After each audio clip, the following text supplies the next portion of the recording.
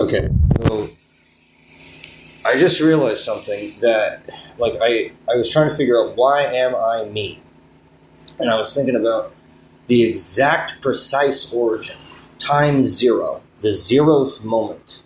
And I was thinking about that, and I was like, okay, I'm visualizing a giant grid that's in 0D, which is the field of subjectivity. So I am a subject within a subjective field.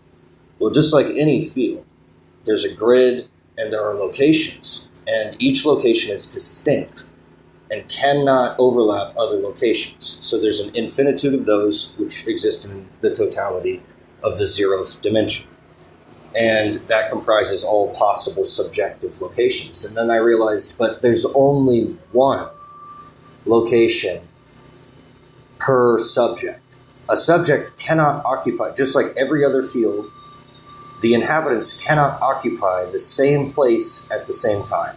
They have to be displaced. There's a natural law of displacement where you cannot have two things occupy one space, and you cannot have one space occupy or contain two things. There's a location for every single thing, and that location is the limit. That's the at, where it is at. So the inside of that is all of the internal components, which have to be logically valid. They have to be non-contradictory. They have to be integrated with each other. But again, there's an internal displacement between those parts. If there weren't, you'd have zero volume, which is impossible. I mean, you can think about that in an abstract, idealized, anti-Platonic sense, but there's really no way of that realizing or manifesting into reality. It's just a weird thought experiment. It's an error to think that there could be something like that. And there are also no true singularities. Just like nature abhors a vacuum, nature also abhors singularities. You can't have a true singularity. A true singularity would compress everything in the universe into a single dot, a point, with literally near zero volume, or possibly zero volume, which would again be absolutely impossible. You can't manifest something like that. It has to extend into space. Otherwise, it's equivalent to nothing. It's equivalent to not having existed. So then it just goes to the point of being that origin, the exact origin, inside of the origin, I guess you might say. So if we were to think of 0D as that location, then there's going to be an inhabitant of that if you were to zoom in, because you've got the limit at the zeroth dimension. Well, therefore, there has to be internal components. Those are the subjects. Those subjects, again, have an at limit, which means that they have to have internal parts of their own, an infinitude of those, a totality or an infinitude of parts per subject. And also, little micro locations that, what would you say, permeate throughout the internal volume of that location, which makes it non-zero, because it can't be zero. You can't have zero space. It has to extend into space. It has to displace something else. Otherwise, it violates that law where you've got one thing occupying two different places at the same time, or you've got two different things trying to occupy the same location at the same time. And both of those are impossible. You can't do that. The only time you can do that is if you have an absolute. By the time you do it, you render an absolute. Either the absolute of nothingness, the absolute of indiscernibility, or the absolute of being. And each of those has their own paradoxes, which means that they can't ever be rendered in true abstract space. In other words, they're so infinite that they can't fit into our relative comprehension limits. So we can only ever learn more about them, but we can never have a totality of information about them because they are totalities themselves. And their totality is absolute, meaning that it pervades throughout all infinitude of all dimensions, all infinitude of all fractal innards of those locations. Oh, that's what I was going to say. Now, what I realized is it would be unjust if there were only one subject per location, and that's it. Meaning, like, there's no other alternative. How did I get this?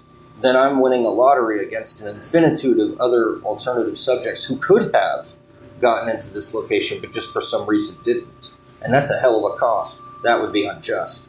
So I was thinking about that, and I was like, well, I don't believe that the world is unjust. So how is it that it's just, and yet this is the case? So then I was like, okay, well, then obviously that's not the case. How then does that work?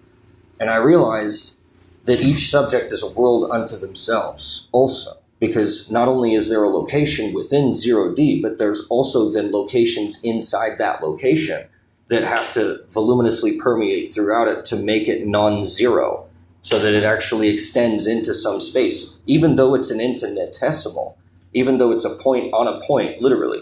It's a point on a point. Well, if you can have a point on a point, in other words, if 0D is non-zero in space, that it occupies some space, then it then becomes not equivalent to nothing, which means that it has some being. It has some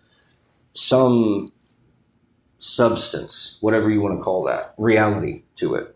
So if that's the case, then there are points on points, on points, on points, on points, on points, on points, for an infinitude of fractal points on points.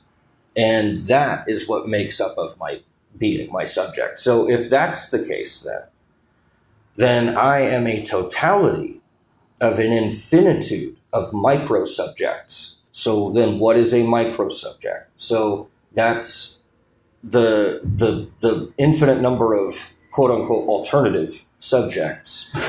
They all occupy one totality. That totality then occupies the location within the field of subjectivity. And thus I have my subject, and it's totally independent from your subject or anyone else's subject. And considering the fact that the 0th dimension fits everywhere, and it would be ridiculous to exclude it from any particular one-dimensional or beyond space, then everything is a subject. Everything is a world unto itself. Everything is a person. And we had this information back when we were a tribal. We had animism. Well, animism, apparently, from my research, is real. Everything is a person. Ultimately, everything is made of these subjects, and these are tiny totalities. They are worlds unto themselves. Every single one of them is a world. It's an infinite fractal. An infinite fractal means that there is no end to it. Like when you zoom in, and most fractals I think are like that, but if you were to zoom in on any fractal, there's usually a place where if you zoom in far enough, it just becomes ubiquitous, where all the points become indiscernible from each other, and it is then said to end, because you can't really discern one from the other except in the multiplicity of them. So then it flattens, essentially. So if you were to zoom in further than that, it would just be more indiscernible. And so it would just flatten out. It ends there. We don't end. We have an infinite ability to zoom in. We have infinite depth. Every single subject does. And one of the things about infinity is that it's always changing, but it has a rate of change. This rate is actually what we think of as ourselves. This rate is what determines the bar of measurement for all of those micro subjects that compose of us as a totality. So that means that there is no real me. There's just a whole infinitude of these little tiny micro subjects. And that is also been known for quite a while. As I think Jung pointed out, Dr. Carl Jung said that we're like a village of all these different archetypal beings that occupy our subject, and they're all vying for their own specific respective drives, their own intent or motivations or values. So we are a world, and that world is filled with these little micro subjects, and those micro subjects are like archetypes. They have almost like a one-dimensional character to them. They're archetypal in the sense that they don't have the complexity and sort of almost banality or noise that most of us have, where we're not idealized. We kind of spread out. We're more mucky, I guess is the word. And we're comprised or composed of archetypes that are a lot more precise, a lot more consistent with their values and their motivations and stuff like that. And that's why they're idealized, and that's why they don't really manifest here, is because they're too specific.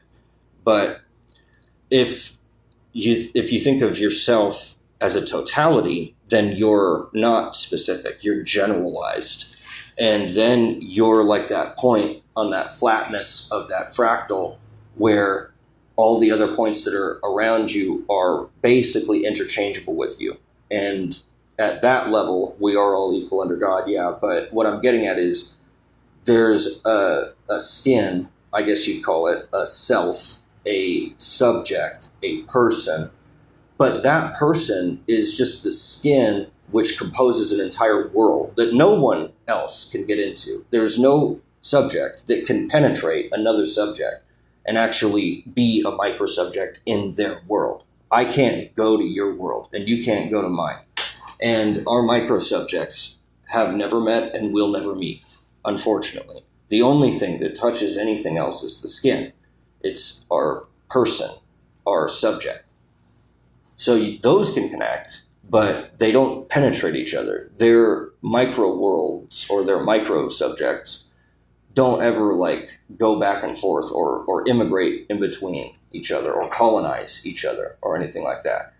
And it's important to know that, because that means that we're all independent. We can't force each other to do anything. I can't virally infect you with my diseases.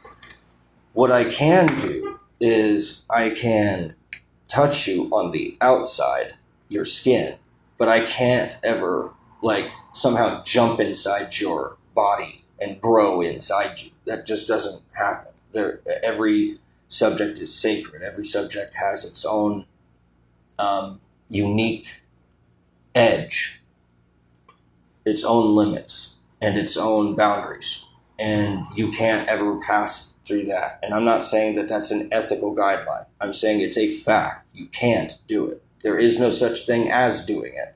There is a thing as harassing someone's skin. You can fuck around there with their body, but you can't ever penetrate their soul.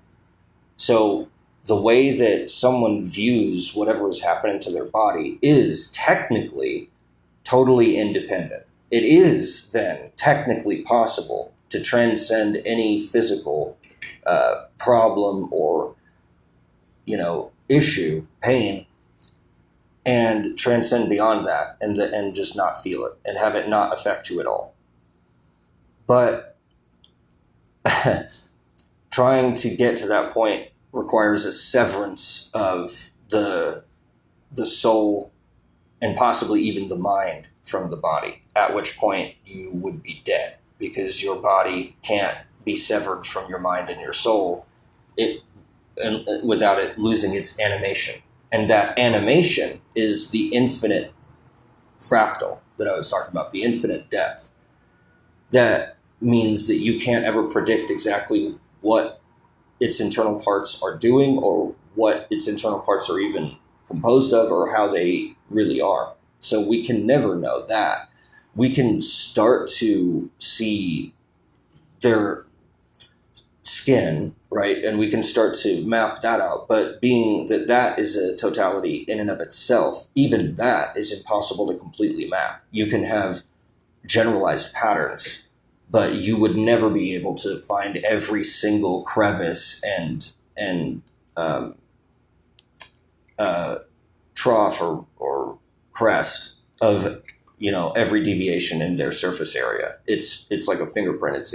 But it's like an infinite fingerprint. You can never map the entire thing. You can get enough of it that you could try to say this is this person and I can recognize them as not being this other person. in general, but you wouldn't be able to say, I know every single square possible inch of who this person is. You never will, ever. Not even the person themselves will ever be able to map that out. Not even the subject itself is aware of itself to that degree, because it's not a singularity. If it were aware of every single micro subject and every single micro state and every single deviation in its surface area, then it would become a singularity, and it would become impossible, because there is no true singularity. If you were to compress into that, you would never change again. It would be like becoming God. You would be this static object among all waves. You'd be the only particle. So you would be the one that tells all the waves what to do, because you're in a league of your own. You have done something that no other being has ever done. So good luck with trying to do that, because it's not possible. But,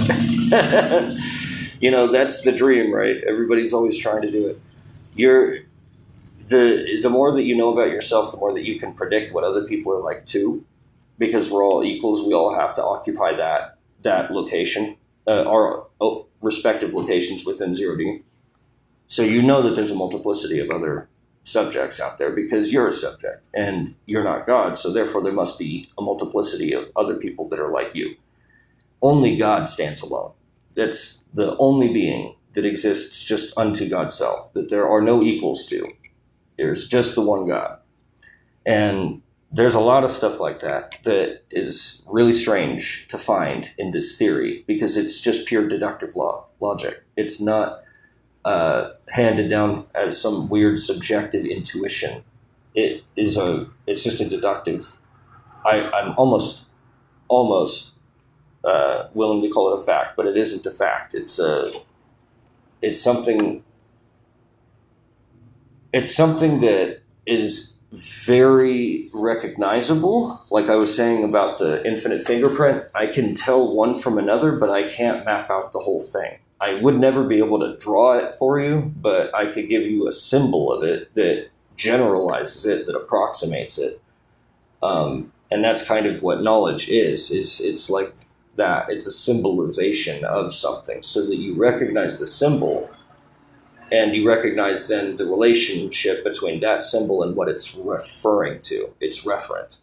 The symbol's referent. And so that's how language works, and that's how ideas work too. That's how thinking works. It's a form of language. It translates sense data into perceptive data, into intuitive data, or subjective evaluations, like values, what it's actually weighted at.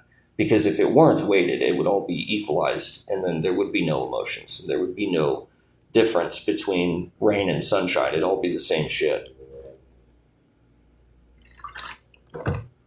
But anyway, the thing that makes it all just, that I am me and you are you, is that I am a world unto myself, and you are a world unto yourself. And so because of this infinitude, I don't have to worry about displacing an infinite number of alternatives to myself, because I have an infinite number of alternatives to myself within myself. I have an infinite number of micro selves or micro subjects.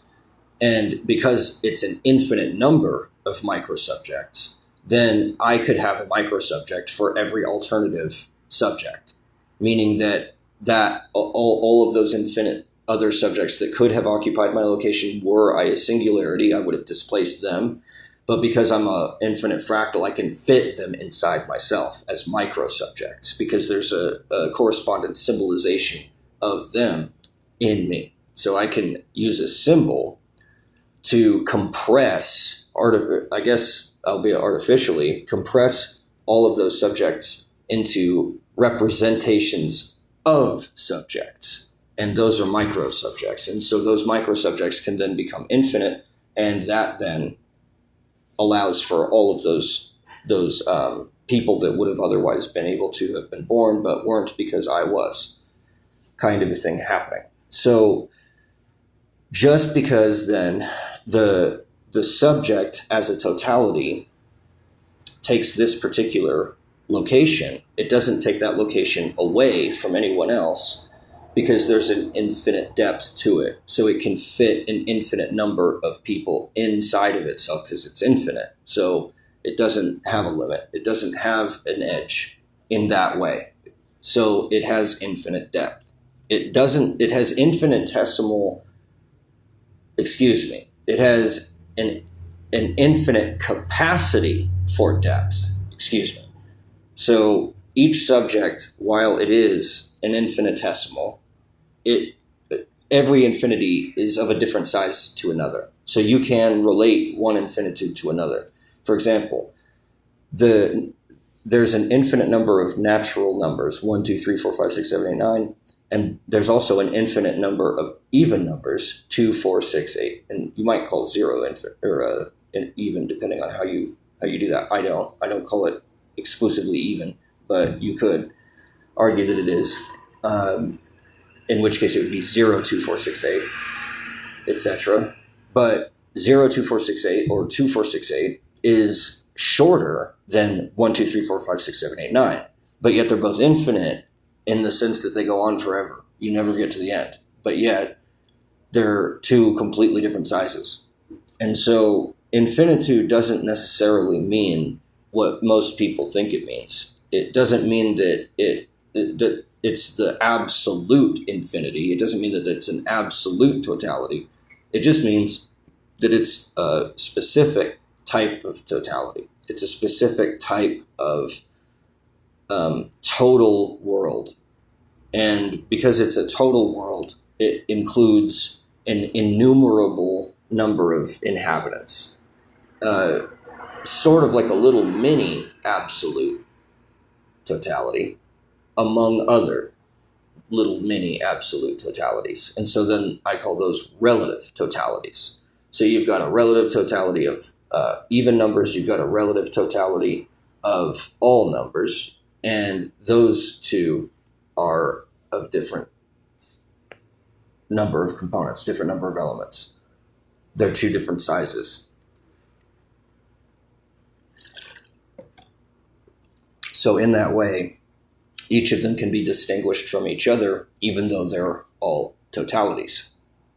And that's kind of the way that we differentiate ourselves from each other, is we use relativity and we say, well, which one of us is longer or shorter given some relation, given some referent? Where do we stand in relation to this referent? And if we can't find common ground among reference where I know the referent and you know the referent, if we can't both know that referent, then we can't measure who the other one is or who we are. And so then we don't get any information about the subjective value of this other person using relativity to approximate that value.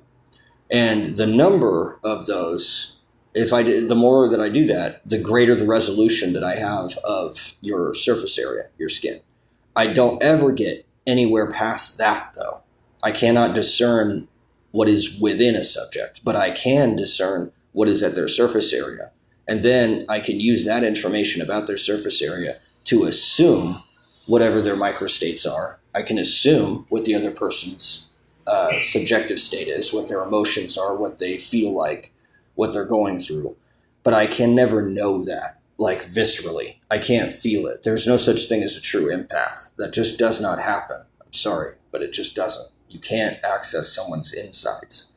What you can do, though, is you can use so many of those relations to have a really good resolution of what your prediction of their expression will be.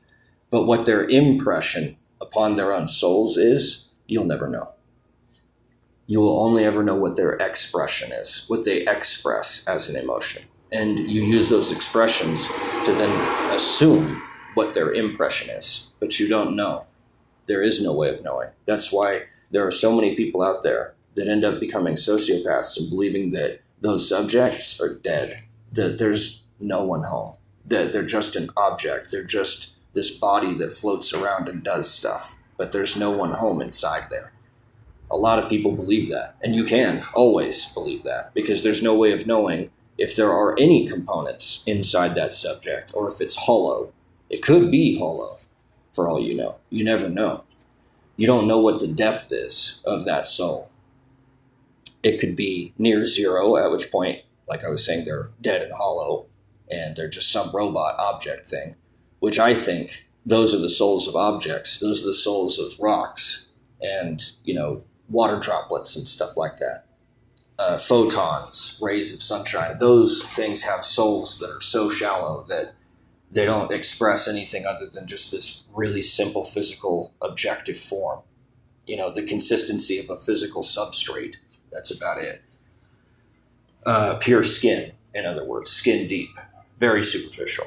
So I think that if a human experiences enough grief and trauma or something happens to them, they will regress back into a rock state where they think that everything is just that shallow. And that's fine for rocks to be that evil. But a human shouldn't be. So I believe once a human like that dies, they go back to being a rock. They go back to whatever state actually reflects that view. If you really think that people are just rocks, then you're going to be a rock when you die and you come back and reincarnate. If you think of other people as being really intricate and complex people, but there's some people who are just rocks, then you're probably going to come back as a human, because it's about the middle ground.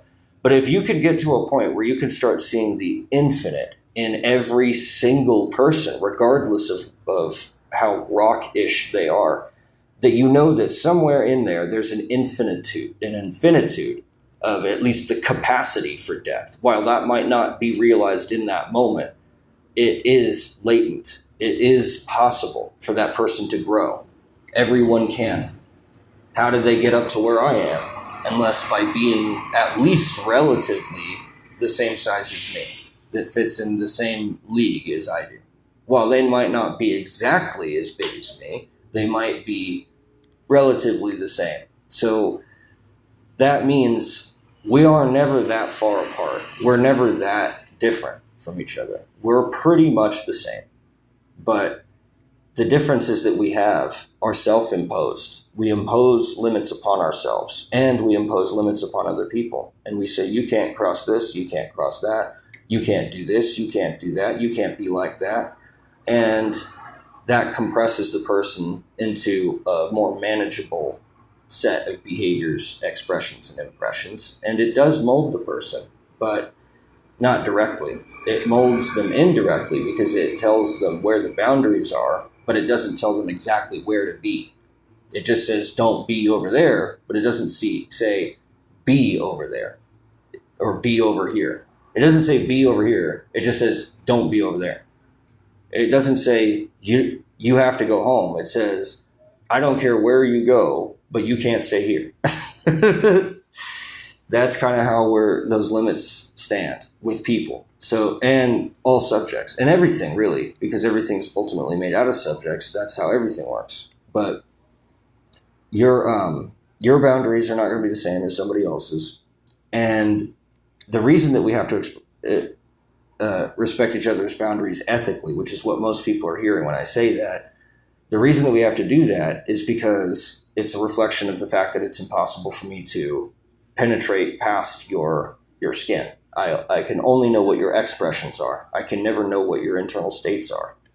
Not for certain. I can assume, I can infer, I can guess, but I'll never know.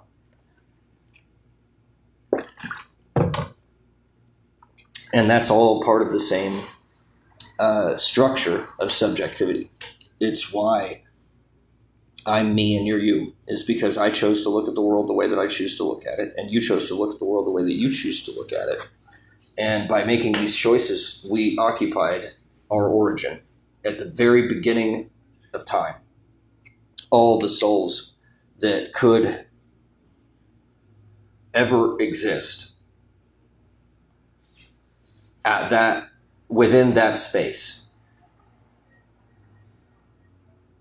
were given equal chance to be where they ended up. So it isn't random. It's equal chances for each subject to have occupied each of those locations at that time. Those were the original souls. Then there was the next first iteration that then has its infinite set of all its souls that were born at that time. And then there was the second moment, and the third, and the fourth, and the fifth. And every single moment, there's an explosion of new souls. And that gives us a compounding growth, an exponential growth of everything all the time. And that's exactly what we see in the universe, is that everything is exponentially expanding and growing all the time. And that's normal. That's what it should do. That's what it has to do. And that means that there's old souls and there's new souls, young souls. So your soul, no one can tell you the microstates. No one can read the rings inside the tree. We only see the bark. But we can't cut the tree down and count the rings. So we don't know exactly how old any soul is. You could speculate about your own soul, and you could speculate about other people's souls, but there's really no way of measuring it because, again, it's an infinitesimal versus another infinitesimal. All you can do is, at best, create a surface area diagram or symbol of that, and then say that that symbol, which still isn't the person, but you could just approximate it as the person, is relatively bigger or smaller than some other symbol, etc. Or, excuse me, deeper or more shallow than another symbol. Because the 0th dimension is the depth axis. And the first dimension, I believe, is horizontal, but it could be vertical. I don't know which one it is yet, but I know that the 0th dimension is depth. Because that's the only way that you can stack things, is like inside of and outside of. And that's the measure of depth. Inside of versus outside of. And the ratio of those tells you its depth. So or its density, whatever you want to call it. So the saturate, that's what I was looking for, saturation. So it measures saturation. It measures the ability for something to saturate something. That's the 0th dimension. That's the dimension of subjectivity. And it's an art, and it's subjective. So everything in existence is an art piece. It's a masterpiece. It's an art piece, and God is an artist. And that is the highest form of worship, of living, is art. Oh, and so the reason that I am me is because I chose to occupy that location. Before I existed as a totality, I existed as an infinite number of microstates. And those infinite number of microstates, before they happened to immigrate into my totality, my subject, they were in someone else's. So if those microstates can pass from one to another and choose to occupy that totality, that subjective totality, that subject, or not, some other subject then, or no subject, and just float around, those microstates are then, I guess, fluid. And so when I say myself, I guess I'm talking about the totality of microstates that composes of my subject at that place, at that time. And then the next moment or whatever, I have more or less microstates, and they're going to be slightly different. There's going to be some microstates that have disappeared from the last iteration. And the new iteration, there's going to be new inhabitants, new subjects, microstates, whatever, that occupy my subject at that time. So when I say myself or me, I'm talking about a totality of an infinite number of micro subjects. And I don't even know which of those micro subjects are occupying my subject at any given time. So I don't even know, as a totality of those, which of those are present and which of them are not present. I can guess and I can feel, but because there's an infinitude of possible microsubjects, I'll never be certain about how much influence each microstate or microsubject has on each microstate. I'll never know what that relation is absolutely, but I can always learn more about that. So that the more that I look into myself, the greater the resolution or the greater the probability of my accuracy. But it never guarantees it. I'll never have exact, perfect, guaranteed information about myself or any other self. But the longer that I study myself, the longer that I relate one microsubject to another microsubject, one drive to another drive, one desire against another desire, when I relate those, then I can start to build a structure, a system, a pattern of what I tend to desire and what I tend not to desire. And that builds then the structure of myself, the pattern over time that I generally follow.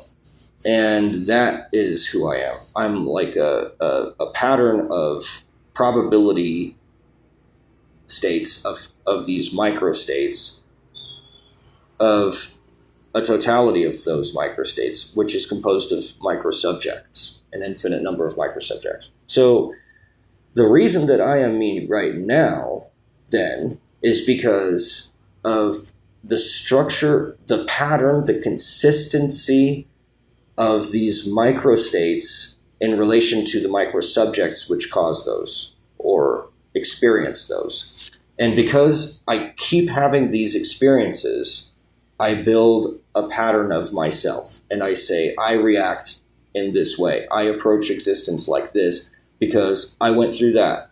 And because I went through that, it warped my view, or it deepened it, or it stunted it, or it warped it, or whatever, did some kind of an effect to me. And that's who I am. And why? Well, because there's an infinite number of these microsubjects that chose to occupy this location because of the microstates that were available inside of it. Just like asking the question, why am I here right now? Well, I'm here right now because this is the most convenient place for me to be right now. I paid my rent at my apartment, so I have a roof over my head, so I may as well enjoy it because I don't really feel like going outside. I don't want to walk around.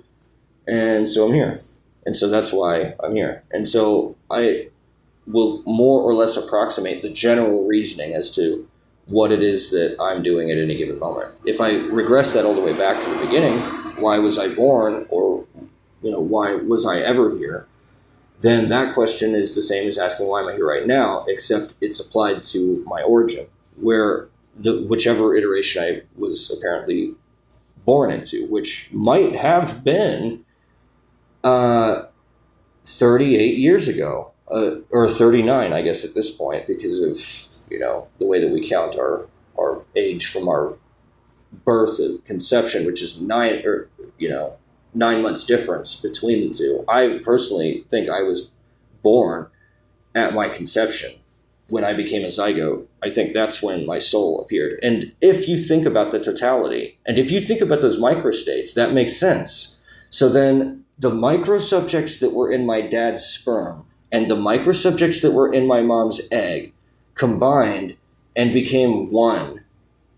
And that means that they commingled. So that's so weird. It's sort of like an infinite number of my dad's impregnating an infinite number of my moms inside of this world where there's an infinite number of each of them, and they're all having their own micro little relationships.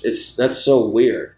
So then, because my dad is an infinite subject and my mom is an infinite subject, then you can take a little part off of there, because infinity minus 1 still equals infinity. And then by taking that one part off of the infinite, then you've got one finite part and one finite part, and you put them together, one infinitesimal and one infinitesimal, and you put two infinitesimals together and it creates a new totality. That's so interesting. That is really, really bizarre. So the reason that I'm me is because of my dad and my mom. And the reason that they are is because of their parents, and so on and so on and so on. And ultimately that brings us back to God, because then, the zeroth parent would then be God, and God gives birth to the zeroth iteration. And so all those original archetypal souls, those ones came into being at the very, very, very beginning. And then, the next oldest, the next oldest, the next oldest, until finally we get to these people that have just been born recently, and we are the newest ones. Now, we as totalities are new, but remember, I'm made up of all those infinite micro subjects. Those infinite micro subjects, in turn, were created by other micro subjects, other cells, other components of cells, etc., that were involved in the process of making that gamete. And that gamete came from the processing of food and electrolytes and stuff in the cellular respiration metabolism of my dad and my mom as total organisms, having these parts, these cellular parts, and those parts mingling. See, it's the same pattern repeated over and over and over and over and over. It's crazy. So that is why I'm me. So that means that as a totality, as a subject unto myself, as a world unto myself, I have to explain my existence by exclusively with other people. It's all everybody else's fault. I knew it. It's all everybody else's fault.